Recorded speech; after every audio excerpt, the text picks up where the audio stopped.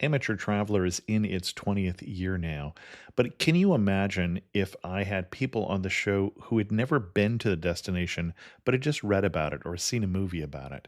That wouldn't make any sense at all, and you wouldn't listen. We all know how important it is to receive advice from people who know a destination to get the most authentic local experience. And a great option for experiencing this is Explore Worldwide and their authentic small group adventures, led by local tour leaders, perfect for solo travelers who want to meet like minded people with a desire for adventure. I'm often an independent traveler, but two of my last three trips were with small group tours because they organize everything and it's a lot easier. If you want to recreate the tour I did to Malta, they have a Malta and Gozo Discovery Tour. I'm intrigued by one of their tours called A Taste of Sicily. The company again is Explore Worldwide, and visit exploreworldwide.com to learn more. And thanks to Explore Worldwide for sponsoring this episode of Amateur Traveler. The nights are long, the days are short, and the weather is chilly to downright cold, depending on where you are. It's a good time to slip into a Quince iconic Mongolian cashmere sweaters, which start at only $50. You can treat yourself to everyday luxury at an affordable price with Quince. If you really want to dive into luxury, you can check out their leather handbags, washable silk shirts, and European linen sheet sets. Whatever you're looking for at Quince, all the prices are 50 to 80% less than similar brands, and they do that by partnering directly with top factories and cutting out the middleman. They only work with factories that use safe, ethical, and responsible manufacturing processes. And of course, they use premium fabrics and finishes for that luxury feel in every piece.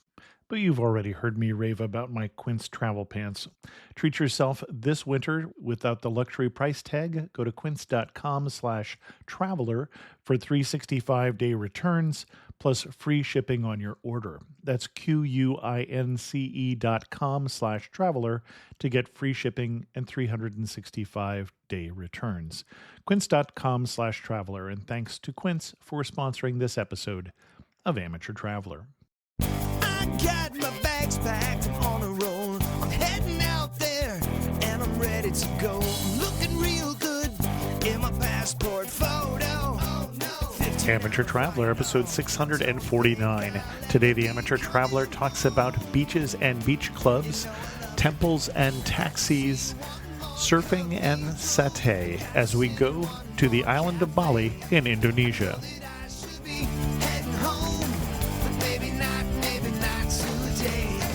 Welcome to the Amateur Traveler. I'm your host, Chris Christensen. Let's talk about Bali. I'd like to welcome back to the show David Brodie from travelin10.com, who's come to talk to us about Bali. David, welcome back to the show. Thanks very much, Chris. And I say welcome back to the show. I know we have done an episode on Cambodia long ago. That's true. In the dark reaches of the internet. And I think we've done one other one, haven't we? One on Fiji, I think, as well. Fiji is the one I wanted to say. Okay, I wasn't sure about that. I knew you had been, but I didn't know we talked about that. And I'll put links to both those in the show notes. But you will come to talk to us about Bali this time. Yes, have just returned from a 10-day trip in Bali and 4 days in Hong Kong as well. Excellent. I've been to Hong Kong, love it, have not been to Bali. Why should someone go to Bali? It's a fantastic spot. It is definitely ranks up amongst one of my favorites. First went there probably about 15 years ago. My wife and I, when we were doing a 1-year tour around the world. When I first started this podcast, we had traveled through Bali, the two of us, but hadn't been back since. So this was a chance to take our kids back and tour around and see how the country has changed in the intervening 14, 15 years since we've been there. Excellent. And for people who are looking for the country of Bali now on the map, we have thrown them a curve. It's part of Indonesia and really just off the northern coast of Australia, not far at all from Australia. Many people sort of think of it almost as the Australian version of Hawaii. It's where many Australians go on holiday. I'm guessing the Indonesians don't think of it as that, but I think that's probably fair. Although you may find more Australians than Indonesians on Bali, depending the part of the island that you're touring. And then we have done another show on Bali in the past, but it has been a while and there have been some changes in Bali, so it seemed like an appropriate time to revisit it. What kind of itinerary do you recommend for Bali? A lot of different types of experiences you can have. One of the things that's probably most famous for are the beach holidays. I mean, it's a Right. beach destination, terrific snorkeling, diving, surfing, great white sand beaches in many different locations throughout the island. But in addition to that, once you get off the coast and into the interior, that's where you're really going to find sort of the cultural experiences. Temples all throughout the island. It's an incredibly religious place. Primarily Hinduism is the main religion practiced on the island, and Hindu temples all throughout the island. Unlike most of Indonesia, which Islam is the number one religion in Indonesia, although there's also Christianity, and then there's this one little enclave of Hindu. But in addition to the cultural experiences, then the other thing in the interior is just some great nature hikes and nature experience as well. Beautiful waterfalls, these amazing rice terraces that you'll find in many spots throughout the island. Volcanoes, active volcanoes that you'll still see throughout the island as well. Excellent. So where should we start? A part of the island called Uluwatu. This is an emerging resort destination. Okay. Most of the resorts there are probably a little bit on the, I would say, higher end. A lot of 5-star resorts from around the world. Most of them built within the last 5 to 10 years. And all of them, or nearly all of them, built on the beach? No. As a matter of fact, the one where we stayed, we were probably a good 4 or 5 kilometers from the beach on a cliffside overlooking the ocean still. And our hotel had a wonderful beach club that you could go and enjoy anytime you wanted. But most of the resorts are actually set off in that area anyway, in Uluwatu, are set a ways off the beach and more in the cliffside sort of area where you get these spectacular views across the ocean. I mean, it's a place where probably one of the most well-known temples in Bali, Uluwatu Temple, can be found. This enormous temple complex that is right on the coastside and really one of the most picturesque temples that you'll find on the island. It's overrun with monkeys. It's right on the ocean side with sort of the sheer drop off into the ocean, right on the tip of the island. And the other thing the temple there is really well known for, every evening they do a traditional sunset fire dance. Okay. About an hour and a half long performance that you can go enjoy at the temples there as well. With an odd number of priests, if I know my Hindu. It's always an odd number. Really? Yeah. I did not know that. But the other thing that Uluwatu is really known for all around the world is surfing. It's one of the top surfing destinations anywhere. Not for a beginner surfer. I mean, a lot of these are reef breaks that are off the coast. A lot of it is professional surfers from around the world who come there. For me, it was definitely more of a spectator sport than anything on that part of the island. But a lot of great beach clubs and great surfing there on that side of the island as well. And when you say that side of the island, I'm not sure that I know which side of the island you're on right now. So we would be in really southwest corner of the island. You've come into the main international airport in Denpasar. Okay. We're probably about 45 minutes to an hour drive to the southwest from there. Got it. Okay. And most of the island is north of Denpasar, but this is not. Okay. Really, all around Denpasar, I mean, right not far from there is Kuta Beach, which is close to the main airport. Mm-hmm. I guess maybe just slightly north of where the main airport is. That's probably the most famous beach destination, and it's where you'll find big tropical sort of beachside resorts that were first developed on the island in that area. Okay. We have more that we want to talk about in this region, or do we want to move on? Sure. One place that I do want to talk about is a great hotel that we stayed at. Brand new property that had only opened a couple of months before we arrived. The new Renaissance Hotel in Uluwatu. And one of the reasons why it was such a great experience is because it was so much you could do at the resort itself. Fantastic restaurant called Claycraft that features sort of local handmade clay pottery. But as part of that, they have their own pottery studio right in the center of the restaurant. And during your stay there, you can at any time sign up and do pottery classes to learn how to make the pottery that then all the dishes and everything is served on in the restaurant. And that's sort of more their international restaurant. Right next to that, they had another restaurant, Double Ikat, that was run by a local Indonesian chef featuring much more high-end Indonesian cuisine. But the great thing there is they did cooking classes nightly, so you could go and experience that as well. And also probably of all the hotels we have stayed at around the world, and this goes for all of Bali, but particularly this hotel, one of the most Instagrammable places imaginable. It's like the entire hotel has been designed for Instagram. Excellent. More about Uluwatu? The other thing that Uluwatu, I would say, has become really well known for is dining options that are available there, both at the resorts, but also at the beach clubs. There's a real culture of these beach clubs in the area that are in the style of nightclubs, right? They've got DJs, they're right on the cliffside or on the beach side, quite high end. And most of them are a little on the pricier side to get into. I mean, one of the ones that we really enjoyed, a place called Sunday's Beach Club that we spent a lot of time at while we were there. It's probably about $60 or $70 US to get into for the day. But then a good portion of that you were credited back that you could spend on food and drinks and stuff at the beach club when you were there. Okay. And that tells me that Bali is not a budget destination. I wouldn't say that. It really runs the full gamut. I mean, Okay. you could spend $10 a day there. You could spend $10,000 a day there. It really depends. maybe you could spend $10,000 there. It depends on the type of accommodations you want to stay at and what you want to do. But the Indonesian dollar, certainly for anybody coming from Europe or North America, makes a lot of things very affordable. But these beach clubs in particular, they tried to, I think, make more exclusive. They were charging Western prices for sure. Got it. Okay. For food and drink and stuff at them, but the experience at them was phenomenal. Like this one that we ended up going to a couple times throughout the trip, reference Sunday's Beach Club. You would go down and you had amazing snorkeling just right off the beach. You didn't have to boat out or anything. You just put on your snorkel mask and away you went in this beautiful white sand beach. It had stand-up paddleboarding, kayaking, this amazing cliffside elevator ride that you took down to get from the cliff down onto the beach. Really beautiful beach clubs, very well done, that they've clearly invested a lot into. Okay.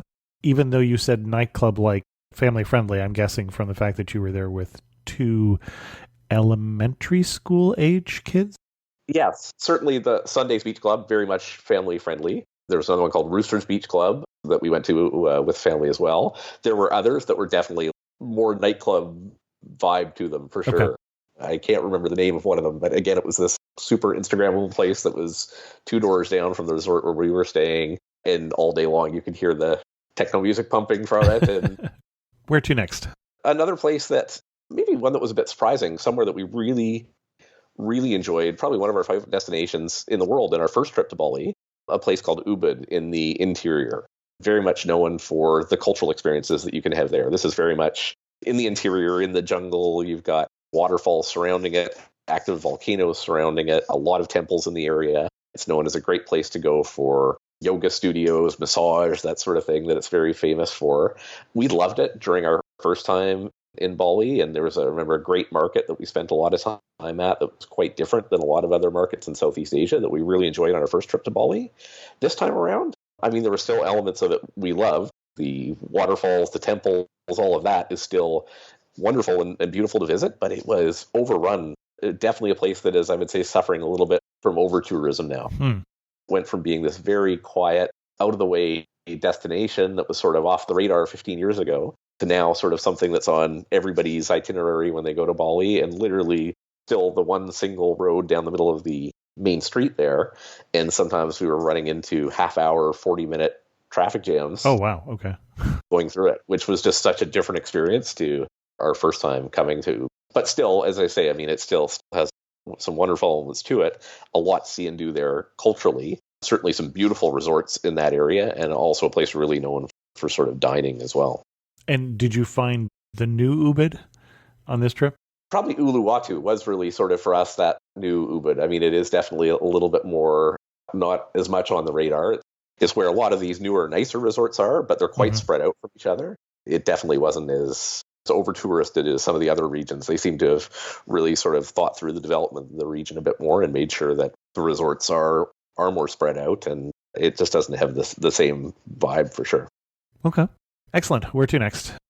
Something else that we found was just a great resource, and this is something we stumbled across hanging out poolside at our hotel one day. It was this great sort of coffee table book called Flavors of Bali that featured all the best new restaurants on the island. And I would say, like, cuisine there you can see has been very much influenced by some of the Australian tourism that's coming through. I mean, there's great food and wine in Australia, and a lot of Australian chefs that have come over to Bali and opened up great new restaurants. This book, the 100 or so best restaurants in different regions of Bali, and we found just like every day flipping through it, we would find a cool new restaurant, go to it, and every restaurant we went to out of it was amazing. Just phenomenal restaurants. And how much of that was Indonesian food and how much of that was outside international food?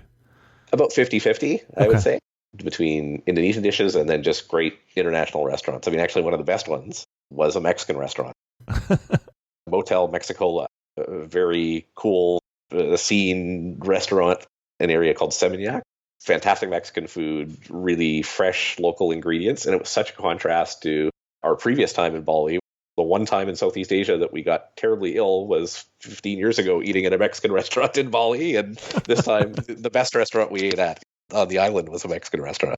It's interesting. Mexican food is something that those of us who live in U.S. or Mexico, I assume, really have a fondness for this, or quite a few of us do at least. And I know the travel bloggers that we know, when they travel for long periods of time, one of the things they had for years said that they were missing was good Mexican food. But that does seem to be changing. It seems like it's finally being recognized as a world-class cuisine that I think it deserves, but it has taken longer than some of the other well-known world-class cuisines like Italian or French or something like that. Absolutely. Another great restaurant we stumbled across was a place called Barbacoa. Okay. One of the better-known restaurants, I think, on the island now, very much a food-savvy crowd there. I mean, it's all wood-fired menu, loads of sort of charcoal and smoke and dark room, but cool music, very well done, and just really, really good food. I highly would recommend it, this cool sort of loft space. And then, as I say, the area sort of surrounding it, there were probably 10 more of Bali's best restaurants within a 5-minute walk from there as well. Interesting. And barbacoa being the word where we in the U.S. get barbecue from. There you go. You have to respect that. Absolutely.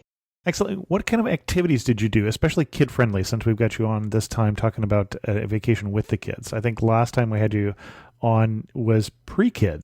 Yes. Fiji was probably, was young kids. I mean, a lot of it was time at the beach, for sure. Sure. Favorite beach? Probably Sunday's Beach Club and the beach. Okay. Right there. The snorkeling there was amazing, which is interesting because that southwest part of the island isn't really known for snorkeling. There's supposed to be a number of other regions of the island that are quite a bit better, but we found, I don't know if it was just conditions when we were there, but ran into great snorkeling right off the beach there. What other areas are supposed to be better? If you go to far east side of the island, there's a number of beaches there that are quite well known, but also Nusa Penida, which is an island just off the coast of Bali. I think it's about an hour boat ride away, which is known as one of the best snorkeling destinations in the region as well. But one of the things that we tried this time, surfing, is obviously something Bali has been known for years. As I was talking about in Uluwatu, the region where we stayed for a lot of it was more difficult surfing, right, harder beach breaks, but there are also very kid-friendly beaches as well. The whole area around Kuta, there's some very calm conditions there, great for learning. We went to a beach called Legian, which is right next door to Kuta Beach. I don't know if you've ever used on Airbnb. They've got their Airbnb experiences. Sure, activities, yeah. Yeah, where you can book activities. We hosted Airbnb, but we do not offer activities at this time. No activities out of your place? Not at this time, no. Website creation or something like that just doesn't seem like it would sell as an activity. Wouldn't be a big seller on No, well, maybe for the right audience, maybe, But... bon chien. Bonjour, je suis Theo, a tour leader with Explore, and this is Punti. He's helping us find truffles under the trees next to this beautiful vineyard. Maybe for tomorrow's cooking class? We call it semi-heure. Parfait. Semi-o'clock. Not everyone gets to enjoy a Bordeaux sunset this way, but you will if you explore. No, Punti. Search exploreworldwide.com and don't just travel. Explore. Will, talk to me. ABC Tuesday. They took his daughter. She's coming home alive. Will Trent, the series critics are calling powerful must-see TV, continues to thrill. Shouldn't we strategize before we go in there? If we screw up this case, a cop killer walks free. With the riveting conclusion to a 2-part season premiere. GBI! Help me! Get down! Will Trent, all new Tuesday on ABC and stream on Hulu. This episode is brought to you by Shopify. Forget the frustration of picking commerce platforms when you switch your business to Shopify, the global commerce platform that supercharges your selling wherever you sell. With Shopify, you'll harness the same intuitive features, trusted apps, and powerful analytics used by the world's leading brands. Sign up today for your $1 per month trial period at shopify.com/tech, all lowercase. That's shopify.com/tech. There were a whole range of surf instructors you could choose from. We just randomly picked one that did one-on-one classes and allowed kids as young as ours, called the Pulau Biru Surf School. PULAUBIRU Surf School. And they were great. It was I'm going to say less than $30 US per person.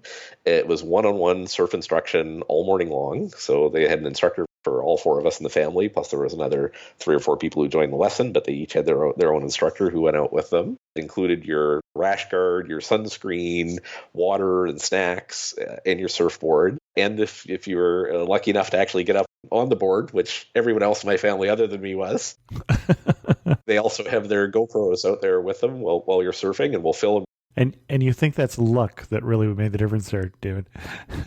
Primarily, I think. Yes. Okay. All I know is my 7 and 10-year-olds were significantly better surfers than I was. So it was lower body mass, lower center of gravity, the unfair advantage. Yeah. That's right. It was great. They would come out into the beach break with you. First of all, you spend your first half hour on the beach itself on dry land, where they give you sort of safety briefing and show you the step-by-step, the easiest way to get up on your board. But then they're right out there in the waves with you, making sure that they do everything possible to take you from never having surfed before to up and running and enjoying yourself 2-3 hours later. And we booked it earlier in the week. We enjoyed it so much, we booked it again later in the week with the kids, and they were up and surfing in no time flat. So they really, really enjoyed that. Excellent. And for booking activities, were you using internet booking sites, or were there local operators that you were working with? Combination of. So okay. In that case, it was Airbnb experiences that we used there. But the other thing that we did quite often during our trip there actually was they have a number of apps similar to Uber, but local versions of Uber. Okay. One called Grab, Grab. Oh, sure. I've heard of that one. That is not just local. Yeah. And then the other one, Gojek. That one I do not know. Okay. Gojek. And then the third, which is affiliated with their local taxi company called My Bluebird. Any of which you could use, like you would use Uber to get over to another side of the island, or they also had deliveries and stuff as well. But at least with Gojek and with Grab, you could also book out a car and driver for the day. Oh, interesting. Very affordable. Probably in the neighborhood of $50, $60 US per day to have a car driver who would take you anywhere on the island and essentially be a tour guide as well, and really give you insight into local culture and really help immerse yourself in Balinese culture and get you to more remote, out-of-the-way destinations that you wouldn't otherwise find, and get out of some of those over-touristed areas that unfortunately you do now find on the island. Now, I'm assuming you do not speak Balinese, and I don't even know if that's a thing. Indonesian, and they have their own dialect in Bali as well, Balinese, yeah. So are all the drivers you would find on there English-speaking, or would you have a way to choose that I'm looking for an English-speaking driver who could then act as a driver and tour guide? And I would say it was 50-50. Some of the drivers that we had spoke great English and great at being tour guides. Others did not speak much English, but were still very helpful and friendly and more than happy to take you around. And the great thing with using an app is it was easy to communicate with them. You could input into the app where you wanted to go. But some of the apps even had translation. I don't remember if it was Grab or Gojek, but one of the two had translation functionality built right in that you could, if you were using the English version of the app, you would see their message in Indonesian come up, and then a few seconds later an English translation of that would come through, and same as you went back and forth with them. So that was a great way of communicating with them. Okay. And so it sounds like you didn't know until the driver showed up whether or not how you would be communicating. Correct. Okay. What we found we would do quite often is if we were, say, going out for dinner in the evening from the hotel, we would just book a driver for a short drive that was maybe a 10, 15-minute drive away. And if we found someone who really knew the local area well and who had a good, safe car, all those sorts of things, then we would get their WhatsApp number and book them for the full day the following day, which worked out great. Now, did you just home base in the one place while you were there, or did you move around? Stayed at 2 hotels. We started off at the Renaissance in Uluwatu. We then went out to a brand new Element Hotel, Element by Weston in Ubud, which we had initially booked for 4 days. It was quite disappointing, I have to say. So we ended up cutting the stay there short and going back to the first hotel for the remainder of the trip. Okay. And now it does seem like the one disadvantage of the first hotel is you're kind of at the far end of the island from a lot of the other places. You're definitely in a little bit more isolated part of the island. But the great thing about that is then it isn't quite as busy as some of the other parts of the island as well. Excellent. Other things that you would recommend to do, other activities? One other thing I would say about the apps that I was referencing earlier that you can book car and driver on is there is some controversy around them, not unlike some of the controversy you find across North America or Europe with Uber coming in and displacing some of the local taxi services. In Bali, traditionally, taxis would be associated with local villages, and quite often the money made by the local taxi driver would go back into the village as a whole. And definitely there's displeasure with the influx of new drivers coming using these new apps. In many cases, it's people who are coming from other islands, other parts of Indonesia, not traditionally from Bali, who have come over and who are working with the Grab or Gojek or some of these other companies. And you'll find that some of the bigger or well-known tourist attractions, they won't even allow the Gojek or Grab drivers into the area. Uluwatu Temple was one of them, where there were signs everywhere saying no Gojek or Grab drivers allowed in this area. And there was some tension definitely between the local taxi drivers, and in some cases people would come from other parts of Indonesia driving for these apps, or in some cases just younger new drivers who were displacing the older drivers who had been in the region for a while. So it was something you had to be cautious about, and you couldn't. There were even circumstances where we would order up somebody from one of the apps and they would tell us, I'm sorry, we can't pick you up from that area. We'll happily pick you up somewhere else later in the day, but if that's where you want to be picked up, no luck. You've got to take the local taxi, and that's really your only option from there. Interesting. So definitely something to be aware of. Excellent. Other places where you came in touch with the culture of Bali? And it's hard to recommend any one of them because there's so many, but the Hindu temples that you'll find throughout the island. I think where you really started to experience some of the local culture, and that was one of the great things about arranging to get a car and driver through one of the apps and getting out of the main tourist destinations, is as soon as you get half hour, 45 minutes away from an Ubud or an Uluwatu and just into a random part of the island, you'll find these small local villages where you can really see more of the locals there actually live like. And going to the temples in those regions was a great experience. And do you have one that you would recommend specifically? I wish I could remember the name of the temple. I remember it was near an area called Tibumana Waterfall. Okay. Which was also beautiful, and I would highly recommend visiting, which was one of the waterfalls that was a little less touristy. But about 20 minutes away from there, our driver took us into a random local village and to the temple there, and it was an amazing experience. We spent all morning with the locals who cared for the temple, guiding our whole family around, telling us all about it, about the local culture, about some of the different ceremonies that they do, which are frequent. You'll often be driving through a village and find different celebrations or ceremonies happening on a weekly basis versus a lot of the more well-known temples that were right in Ubud or right near some of the larger centers. I went to go to one in Ubud that's very well known as a water temple, where you can go through and there's a hot springs at the temple itself that you can go swimming through as you're touring the temple. And we arrived at 8 a.m, and there were already so many tour buses and so many people there. It probably would have been a 2-hour wait just to get near the temple. So a huge contrast between some of those really well-known temples that are so popular with tourists now versus just getting out in some of these more random places and random villages around the island. Okay. What else would you recommend we do while we're in Bali? Definitely another thing that it's really well known for is spas. Known as a great place for different types of spa experiences. Every hotel there has a spa attached with it, but then also a lot of standalone spas throughout the island, a number of hot springs resorts throughout the island that you can go check out as well. And again, I'm going to ask you if you have a specific one you'd recommend. There was in an area called Seminyak, which is a popular urban area with a lot of cool restaurants, shops, a place called Spring Spa there, which it's actually at the top of a shopping mall and kind of hard to find, quite out of the way. But once you got up there, it was very much like a Western style spa you find.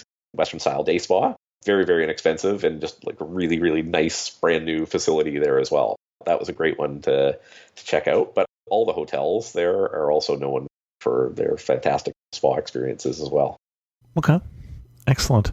It seems to me, has your opinion of Bali changed now after this trip? Would you go back as readily as you did this time? Yeah, it's a good question. I think I would still go back because, for me anyway, it has some of the elements that I love best in a holiday experience. So it's got culture plus a great beach experience. Being from Canada, getting to a nice warm beach with good snorkeling and surfing is always something. You've got beaches in Vancouver. They're just not quite a as little warm. different. A little different. Yeah, not quite the white sand. And, no, not quite. Not quite the temperature of water is the biggest difference. So from that aspect, I probably would go back, but it has changed for sure. It has changed dramatically in 50 years' time, and it is suffering the effects of over-tourism a bit. And I would encourage, if people were going to Bali, to do their research before going and look at what are some of the newer emerging sort of out-of-the-way destinations you can go, rather than just the 3 or 4, most well-known parts of the island that are really becoming overtaxed with tourism now. Excellent. Anything else we want people to know before they go to Bali? The other thing got to be aware of going there is it is one of the most seismically active regions anywhere in the world. Okay. Indonesia has been hit by terrible tsunamis and earthquakes over the last few years when we were there. Lombok had a very major earthquake since we have done a show about that, just the next island over to the right, as it were. That's right. That was only a few months ago. And even during the time we were there, we were woken up at 4 a.m. by the largest earthquake I've ever experienced. And we lived in Tokyo for a few years. We've experienced a lot of earthquakes. This was one that definitely shook us enough, long enough, loud enough, and jolted us enough to get us out of bed, get our kids out of bed and under the bed for a good 5-10 minutes before we were ready to get back out again. It was jarring for sure, and it's not an uncommon experience in that part of the world. So it's just something that you need to be aware of, and maybe some things that you wouldn't pack on a trip like this that you want to bring with you. A flashlight, something we definitely had with us in our bag, a first aid kit, knowing where the exits are in your hotel, that sort of thing. It may sound like being overly cautious, but certainly the number of earthquakes they've had in the region, it's something I think you want to be aware of going there for sure. Excellent. You mentioned food, and we talked about Mexican food. Or were there any particular Indonesian dishes that people ought to make sure they try while they're there? The classics are nasi goreng. Probably one of their most well-known dishes, sort of a fried rice dish with egg and vegetables and meat mixed in. Satay, probably one of the more famous Indonesian dishes as well. Satay with peanut sauce. That was definitely a favorite. And those two, pretty much any cooking course you're going to take in Indonesia, those will often be two of the highlighted dishes that you would want to check out for sure. Excellent. And I do want to say that when we're looking at the archipelago where Bali is part of, you're right in between Java and Lombok, which I mentioned, and we do have shows on both of those too. So if you're doing a longer trip, it's possible to extend it, and we have resources for that. But David, if I told you were standing in the prettiest spot in Bali, where are you standing and what are you looking at? Probably standing either at Uluwatu Temple itself or one of the many resorts around it and the infinity pools that they've got overlooking the cliffs there. Excellent. One thing that makes you laugh and say only in Bali. If you find the most beautiful place in Bali, you're going to find there are probably 10 or 15 Instagrammers surrounding you in that most beautiful place. You'll find if you go onto Instagram, search the hashtag Bali, it's one of the most popular destinations on Instagram, and it's the same places that come up over and over or over again. The most beautiful beaches, the most picturesque hotels, you will see the same picture over and over and over again. And it was funny, everywhere we went, we ran into multiple Instagrammers and even professional Instagrammers, people who were there, who that's all they do is travel around Southeast Asia taking pictures of themselves. And it seems to be an incredibly popular pastime in Bali. All right, then. If you had to summarize Bali in just 10 words, sorry, just 3 words. I'm thinking of travel in 10. If you had to summarize Bali in just 3 words, I feel like I should give you 10 words since you're traveling 10. In just 3 words, what 3 words would you use? Well, see, you're used to having those other 7 words. So. I am used to having more words. I guess I would defer to temples, beaches, surfing. Excellent. And do you have one post on your site that we should refer people to in terms of learning more about your trip to Bali? I don't yet. I am hoping to get a video cast on Bali up soon, so over the next couple of weeks. Well, let's hope that by the time this comes up, there's a link from the show notes. Certainly by the time you get that up, let me know, and we'll put a link in the show notes that will go off to the video cast for Travel in 10. David, absolutely. Thanks so much for coming back on Amateur Traveler and telling us of your love for Bali. Thanks very much, Chris. This episode is brought to you by Amazon. Sometimes the most painful part of getting sick is the getting better part. Waiting on hold for an appointment, sitting in crowded waiting rooms, standing in line at the pharmacy, that's painful. Amazon One Medical and Amazon Pharmacy remove those painful parts of getting better with things like 24/7 virtual visits and prescriptions delivered to your door. Thanks to Amazon Pharmacy and Amazon One Medical, healthcare just got less painful. In news of the community, I heard from Laura, who wrote about the episode we did last week on the Mother Road on Route 66. She said, "What a fun episode. I'm from the Midwest, Iowa, and love road trips, stopping at smaller cities/sites. But I do have to say that I wish Austin would have mentioned the Lincoln Presidential Library and Museum in Springfield as well. Seeing his home and tomb are awesome, but the museum is one of my favorite museums I have ever been to. It's so well put together and great for both adults and kids, really interactive.